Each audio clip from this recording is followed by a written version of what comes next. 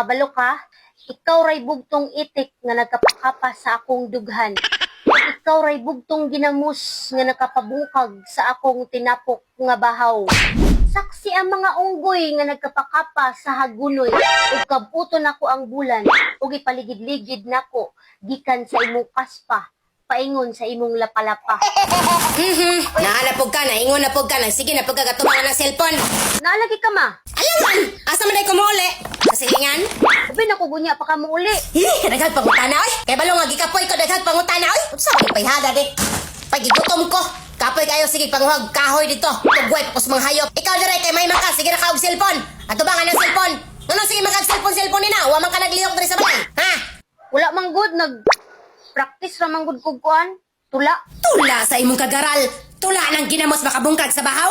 Ha? Tula nang kanang kaspa paingon sa imong lapalapa? Tula na? Ha? Wa ka na yo? Tisngi pa ning amawan niyo sa may katawanan. Ha? Wala man good.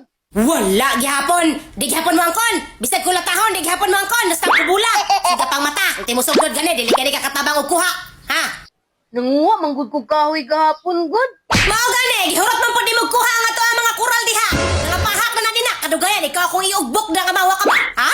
Ikaw ako isugnod kadugayan. Wa jud kay buot. At least nanguha gyapon. Mutubag pagin putlan di kag dilaron.